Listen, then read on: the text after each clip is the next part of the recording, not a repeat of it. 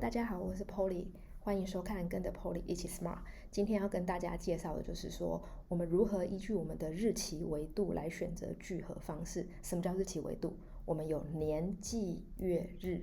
什么叫聚合方式？我可以用加总的方式去做一个聚合，平均的方式去做一个聚合，最大值、最小值、变异数，这个都叫做聚合的方式。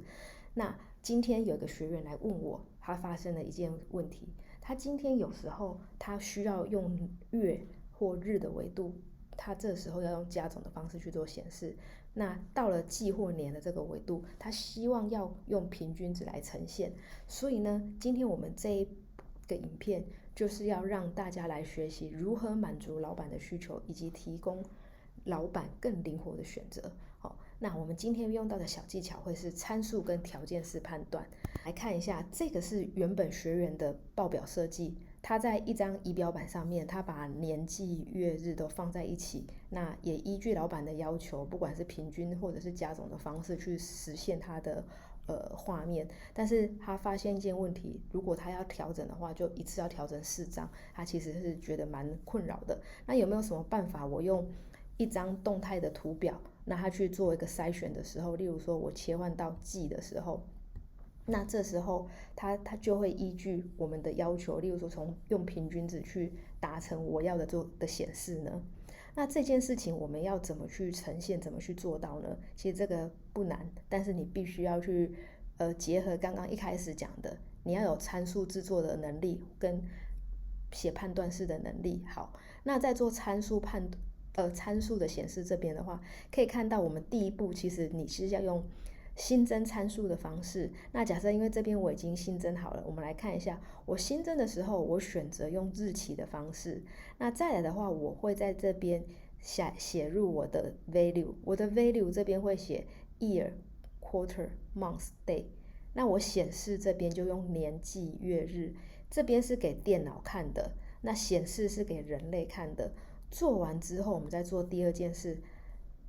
第二件事情就是我一样去做一个判断式，那判断式就是在这边按新增计算栏位。那我这个计算呢，我其实是要让我的 order day 它去依据我现在到底是筛选出来是年、季、月、日去做显示。我要先拟一个新的订单日期，因为以前我们都是用阶层的方式去展开，但这次我们不要，我们要用下拉的方式去展开。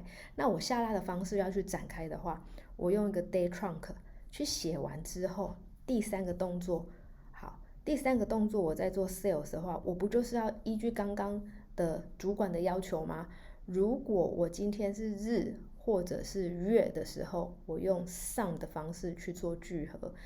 此外，不是这个上面这个条件，我就用平均 average 的这个函数去撰写，去达到我要的效果。好，那这样子就可以去从4张图缩减成1张图的方式去做显示。好，那但是在这里呢，你有没有想过，如果今天老板他又告诉你，我除了平均，我可能又要再看加总，那你是不是要再新增第5张图，甚至是第6张图？所以我们提供另外一个做法是，我延续刚刚做的这件事情，我们在做什么事情呢？我们在新增一个参数，那这个参数的话，就是我让前端的人去决定，我现在的这个维度下面，我要看的是加总还是平均。好，那这边一样是我写完了加总跟平均之后，我们来看一下我们的聚合计算是怎么写呢？ OK， 如果我今天聚合方式是 sum， 那我就帮我去计算 sum sales 出来。如果我的聚合方式是 average， 那就帮我把 average 的这个营业额给计算出来。好，做完之后，其实就可以达到我们在这边去做一个选单，然后调整我们要看到的这个结果。那今天的分享其实是很灵活、很动态的。那如果说你自己在实作上面，我可以预想到你们可能会遇到一个状况，就是我们先做参数的显示。好，我们先把年月的参数显示放出来。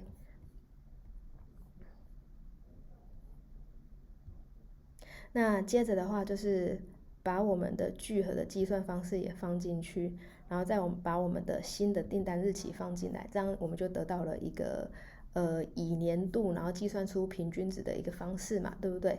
那再来的话是我想要去切换我的季啊、月啊、日的这个日期层级，按下去之后你会发现，哎，怎么没有动？哦，在这边的话，我们刚刚新拟定的这个日期的话，记得把它改成确切日期，那这样它就可以跟着去变动了。好，那当然这里也是可以去做一个平均加总，这就是达到我们所要的了。啊，今天的分享，主要的话就是希望大家可以透过参数跟判断式，就是条件判断式的方式去达成你想要的方式。那其实你会发现说，你融合了这些做法，你就可以去设计出更灵活、更精简的一些报表。好咯，那今天跟着 Polly 一起变 smart 的节目就到这边，拜拜。